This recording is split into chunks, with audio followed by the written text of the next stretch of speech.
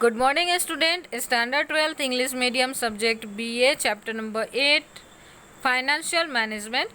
जो previous lecture था हमारा उसमें हमने डिस्कस किया था कि कौन से ऐसे इंटरनल फैक्टर्स है जो हमारे कैपिटल स्ट्रक्चर को डिसाइड करने में असर करते हैं। आज का जो हमारा क्वेश्चन है वो है external factors of capital structure.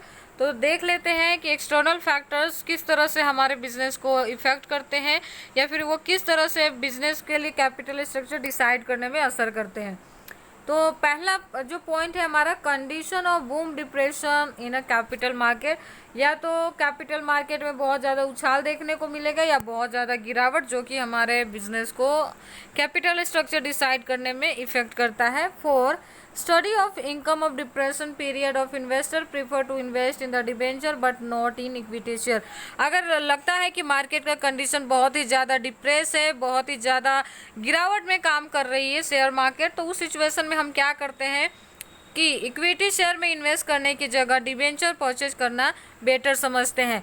While in the period of boom investors, जबकि मार्केट की कंडीशन अगर अच्छी होती है, हमें लगता है कि अच्छा खासा मार्केट ग्रोथ कर रहा है, सेंसेक्स अच्छे हैं, निफ्टी अच्छा काम कर रही है, तो उस सिचुएशन में हम क्या करते हैं, prefer to invest in equity share. Equity share में इन्वेस्ट करना बेटर समझते हैं क्योंकि डिविडेंड भी अच्छे मिलते हैं और रिटर्न भी अच्छा मिल जाता है।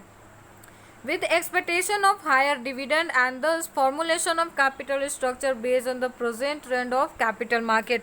और इस तरह से हम कह सकते हैं कि कैपिटल स्ट्रक्चर डिसाइड करते समय, फॉर्मुलेट करते समय प्रेजेंट ट्रेंड क्या है, सिचुएशन क्या है कैपिटल मार्केट का, ये बहुत ज़्यादा असर करता है।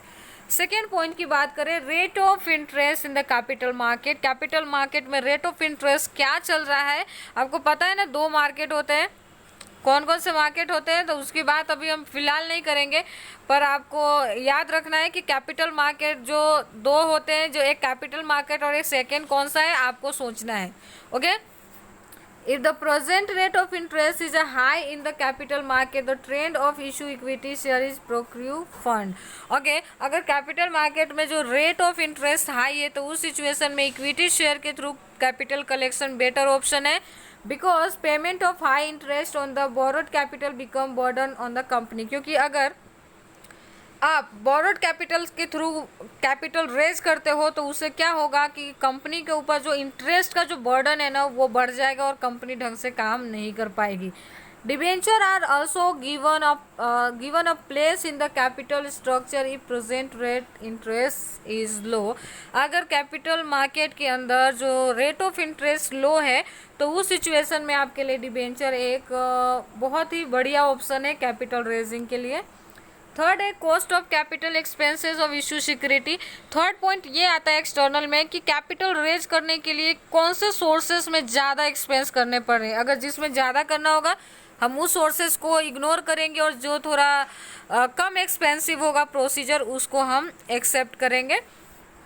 When securities are issued to raise capital company is incur expenses to issue prospectus, underwriting commission, brokerage etc।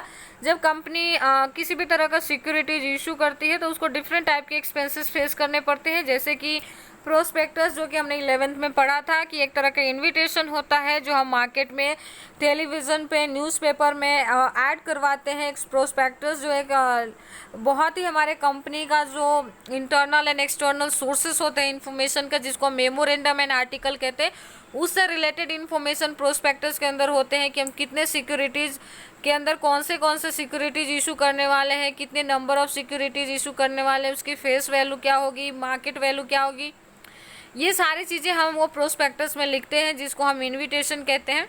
ठीक है, तो ये इशू करना पड़ता है। अंडर राइटिंग कमीशन, अगर आपको भरोसा नहीं है अपने आप पे कि हम 100% शेयर के सामने एप्लीकेशन रिसीव कर सकते हैं तो उस सिचुएशन में हम क्या करते हैं, under writing commission, under writers को हायर करते हैं जो हमें ये भरोसा दिलाता है कुछ फी लेके कि वो हमें 90% एटलीस्ट 90% शेयर के सामने एप्लीकेशन दिलवाएगा, तो उसको आपको कमीशन देना पड़ता है।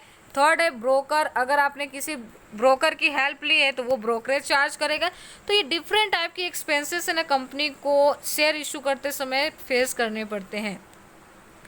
नेक्स्ट अगर बात करें तो cost of capital is more as expense are more. Cost of capital is more as the expense are more. Cost of capital जितना ज़्यादा होगा एक्सपेंसेस भी उतना ही ज़्यादा होगा। The expense incur issue of different type of securities are different. लेकिन आपको याद रखना है कि अलग अलग सिक्योरिटीज इशू करने के लिए अलग अलग तरह के एक्सपेंसेस होते हैं और एक्सपेंसेस में जो वेरीज होती है वो भी देखने को मिलता है। Although the expenses of issue debenture is lower than the issue of other securities, debenture issue करना कम एक्सपेंसिव है अदर सिक्योरिटीज के कंपैरिजन में। फोर्थ पॉइंट है legal restrictions. Legal restrictions are also considered in the time of selecting capital structure. Capital structure formulate करते समय, decide करते समय, सेलेक्ट करते समय आपको ये भी ध्यान रखना है कि किस तरह के कानूनी दावपेच मार्केट में चल रहे हैं, यानी किस तरह का लीगल रिस्ट्रिक्शंस फेस करने पड़ सकते हैं आपको। As per company act, the company raising capital fund through the securities has to be issue equity share compulsory. अगर कंपनी एक्ट 2013 की बात करें या 1956 की बात करें तो कैपिटल रेज करते समय यानी कैपिटल के लिए फंड कलेक्ट करते समय आपको सिक्योरिटीज में सबसे पहले कंपल्सरी इक्विटी शेयर इशू करने पड़ेंगे। अब वो कितना करते हैं वो आपके ऊपर डिपेंड करेगा, पर इक्विटी शेयर इशू होना चाहिए। इन एडिशन टू दिस, इसके अलावा अगर हम बात करें तो rules of SEBI and RBI और provision of company act are to be considered. Legal restrictions के साथ साथ आपको सेबी के गाइडलाइंस, आरबीआई के guidelines and provision of company act भी फॉलो करने पड़ते हैं। नेक्स्ट है टैक्सेशन पॉलिसी। टैक्सेशन एक ऐसा वर्ड है ना जो हर साल चेंज होता है। आप कॉलेज में जाओगे तो आप पढ़ोगे और फिर मुझे याद करोगे कि मैम ने सही कहा था, क्योंकि टैक्सेशन की बुक है ना every year new book print होती है कॉलेज वालों के लिए। उसका रीज़न क्या है कि टैक्सेशन के जो रूल्स एंड रेगुलेशंस है वो एवरी ईयर चेंज होते रहते हैं। Company follows the trend of issuing debenture to acquire more capital fund. Taxation ratio is high. जब जब कंपनी है ना डिबेंचर के थ्रू कैपिटल एक्वायर करती है तो टैक्सेशन की जो रेशियो होती है, प्रोपोर्शन होता है, वो हाई हो जाता है। Because the amount of interest paid in the debenture is deductible from the income of the lieu of taxation purpose. क्योंकि डिबेंचर के ऊपर जो हम इंटरेस्ट पे करते हैं वो डिडक्टेबल होता है टैक्सेशन पर्पस के अकॉर्डिंग, इसलिए यहाँ पे टैक्सेशन के जो चार्जेस होते हैं वो ज़्यादा कर देते हैं। Naturally equity share become more popular if the income of dividend is tax free. अगर आपको टैक्स फ्री रहना है डिविडेंड तो आपके लिए इक्विटी शेयर बेटर ऑप्शन है। और the rate of lower in the dividend income, अगर आपने डिविडेंड का जो इनकम है वो लो रखा है यानी कम पे करने का डिसीजन लिया है तो। 6 पॉइंट की बात करें institutional investors. Insurance company, bank, financial institution और state and central government etcetera invest in the share and debenture of a company as per their establishment of rules and conditions. Institutional investors की बात की है तो जिसमें state government, central government, ये सारे जो किसी भी कंपनी का जो शेयर परचेज करते हैं ना तो उनके अपने रूल्स एंड कंडीशंस होते हैं। Trend and conditions of all institutions are considered at a time of formulating capital structure or at a time of alteration of capital structure. Okay, तो इसलिए हम इंस्टीट्यूशनल इन्वेस्टर्स होते हैं ना उनके पॉइंट ऑफ व्यू को ध्यान में रखते हुए हमें कैपिटल स्ट्रक्चर फॉर्मुलेट करने पड़ते हैं, या फिर अल्टरेशन मीन्स कि आप चेंजेस लाते हो ना तो भी आपको इन चीज़ों का ध्यान रखना पड़ता है।